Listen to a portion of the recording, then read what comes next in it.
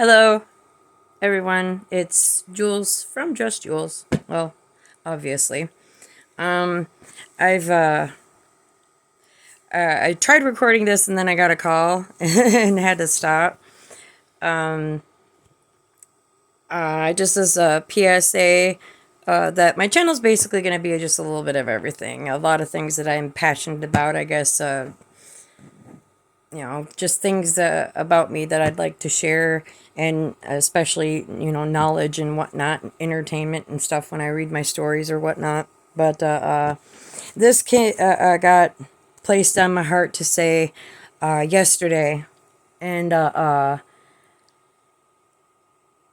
it's pertaining to human trafficking and something that y'all need to know. Every once in a while I'll pop on and give you guys, more insights onto what it's like and what to watch out for. Again, I'm a human trafficking prevention consultant, and I feel it's important for me to, pass on the knowledge. Not looking for compensation of any kind. I just want to help. And I also go by my own experiences. Now, when you come across somebody who says they're being trafficked and you're watching them online and you hear what they say, and okay, they're saying that they're being human trafficked, but when I see them in real life, they don't say anything. Why is that? Why wouldn't they say anything? And even with people who are human trafficking victims, like if you see them out and about, it doesn't necessarily have to be online. Why don't they reach out for help? Why don't they go to somebody for help? Number one, language barriers. Sometimes there's a language and cultural barrier that prevents them from being able to communicate that, hey, guess what? I'm being hurt here. So you got to watch out for that. Which is why, or if there's somebody there with them that's preventing them, either intimidation tactics, or if it's somewhere online, it's intimidation tactics from outside individuals who are trying to either discredit the individual or trying to basically push them down. Now, I have run into many people in town that I haven't said or opened up about my experience. Why? Well, when you have your privacy invaded like that, when you get watched, when you're being stalked like that, and you see the people, you see them on, you know who they are, you know that they're watching you, but you're not, if you know you're being watched by somebody, do you feel safe coming up to that person and being like, hey, look, guess what? I'm being hurt here. I'm being illegally voyeured and watched. Also, it's a matter of how does one bring that up in polite conversation? It's just like, oh, how was your day today? Oh, yeah, by the way, guess what? And plus, not only that, it's, with me, it's my personal burden is I don't want to burden other people with it. I've told only a handful of people. And leads me up to my next point. They don't say nothing because they're afraid they won't be believed. They're afraid they won't get taken seriously. And it's one of those, I've already cried out for help, as much as I could. And I know I'm being watched by these people. I was waiting for them to talk to me. Say, hey, look, I found you online. Everybody's talking about you. Everybody's watching you. Here's the link and where it's at so you can find it, so you can help yourself. Instead, it's chatter behind the back.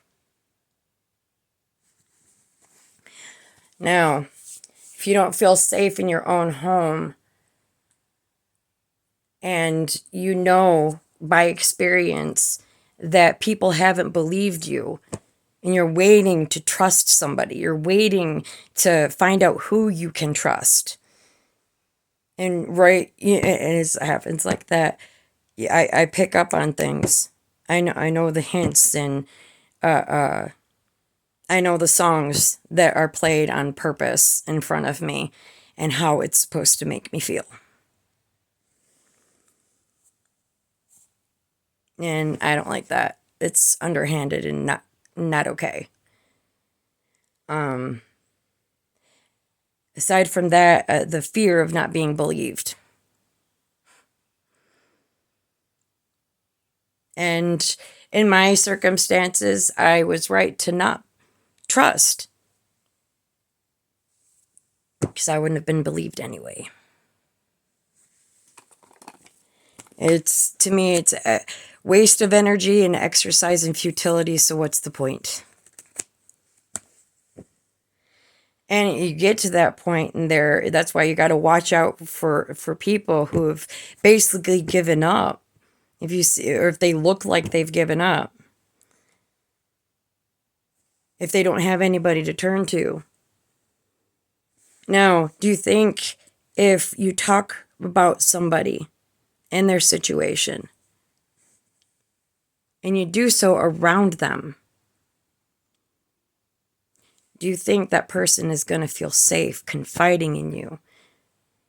Especially since enough time has elapsed to where nothing's happened. There has been no help. And I personally do not want to be a burden on anybody. I don't. People have their own problems. People have their own lives, their own issues that they've got to deal with, their own battles they got to fight every damn day. Every day. Everyday money troubles, everyday family problems, everyday job problems. You add in your friend or your associate. Oh, hey, guess what? There's cameras in my house and I'm being watched. And it's making me uncomfortable. I don't like it, and it's exploitative. That's just adding on to some a burden that's not even their responsibility. I guess that's just the way I see it. I see the people have their own freaking problems that they've got to deal with. Why? Who am I to add to it? Who am I, and what do I expect them to do? Most of the, from my past experience, when I first suspected that there were cameras in my house, I wasn't positive. I didn't get confirmation until months later from people online. And honestly, I don't know which would have been better, blissful ignorance or being clued in. I don't know which is worse. And not being believed, not being taken seriously, knowing that people are talking bad about me and running with the lies and whatnot, knowing that I've seen the people watching me. I know who a lot of them are, and they see me in public and they see nothing, say nothing. Not to mention, it's, when I first, like I said, when I first found out about me being watched, or my suspicions, my intuition was telling me, plus I had a dream of beetles crawling all over each other, beetles, bugs. Yeah. And I reached out to only a select, very, very, very select. I sat down and I thought about who are the people who I trust the most to confide in my suspicions and my fears. Who in my life can I trust to talk to openly about this, that they wouldn't, they would help me. I was looking for help. And for the most part, I got, oh, gee, darn it, I'm sorry. And that sucks for you. And the other responses were, Julie, are you okay? because you sound crazy like your mother. Ouch. Thanks. And then, what do you mean that there are bugs in your house or you feel like you're being watched? You know how crazy that sounds, right? And that was just like a kick to the face. And that taught me a lesson too. It taught me I got to be careful about who I trust and who I confide in. And it hurt worse because this was coming from the people who I trusted the most on this planet. That response. And it sucks. And so when you're met with that, you sit back and you pay attention. See who you can trust. And sometimes it takes a while. But trafficking victims aren't going to open up. They're not going to be candid. I am, because I'm in the privacy of my own home and I feel like I'm talking to myself. Part of me doesn't want to believe this is actually happening. Actually, a lot of me doesn't want to believe this is actually happening.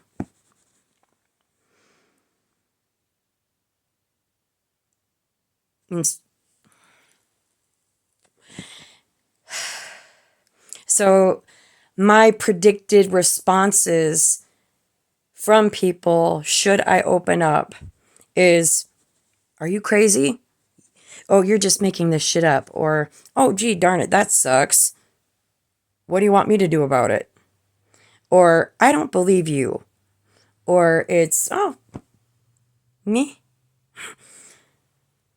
Which is disheartening.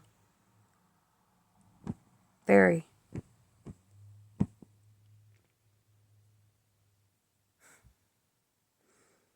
So you wait for the right moment. And that's the right moment's either the time to tell the person, or you realize that you're glad you didn't confide in them.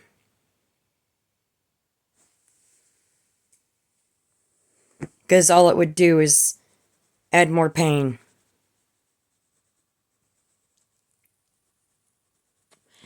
So, when you guys are online and you're watching people, pay attention to that. They're not going to ask for help because every person that they have gotten close to has betrayed them in some way, shape, form, or fashion. You've got to be the courageous one and approach them. Hey, I see you're hurting. Or, hey, that guy seems pretty intimidating and you're here in clothes that don't match the weather. Or, hey, do you need help talking? Or why does that person have your identification? You guys got to pay attention to these signs, these little signals, even online. And if somebody is saying, if you got to, like I said, if you've got to flag someone down online, if they have to be clued in to that they're being watched, chances are they're being watched without their knowledge. And bad things happen and continue to happen.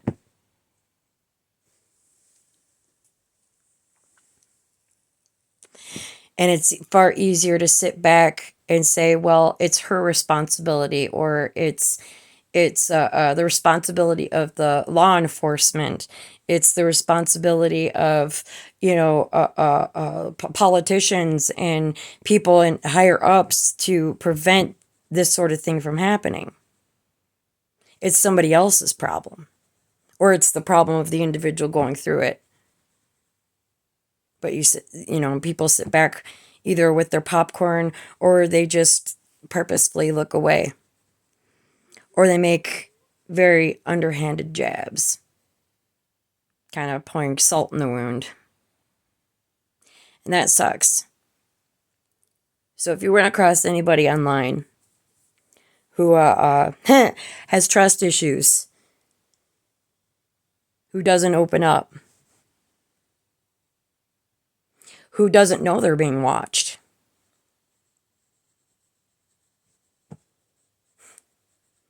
Chances are you might have stumbled across something.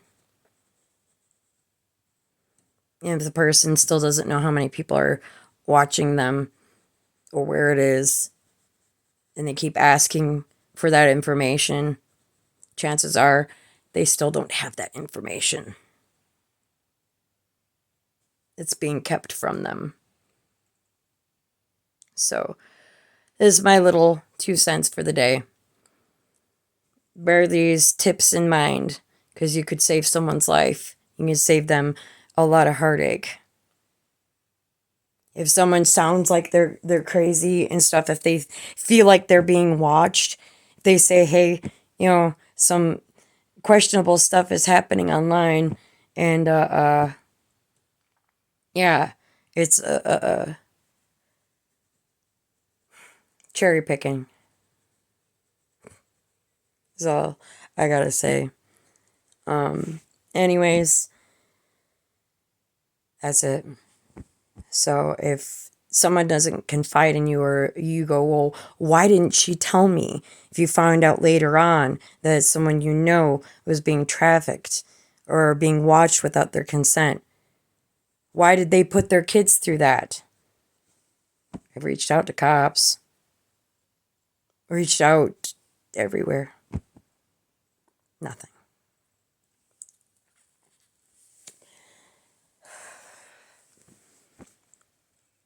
Nothing.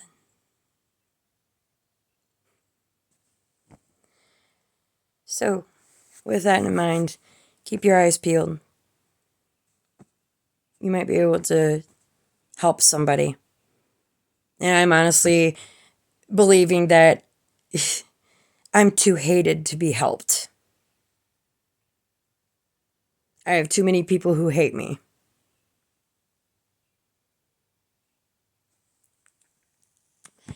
But that's not going to stop me from reaching out and trying to help somebody else. If not me directly, then me making these videos, giving y'all a heads up on what to look out for. So you can protect your loved ones, people you care about, prevent this stuff from ever happening again. Y'all have a good day. Be safe out there.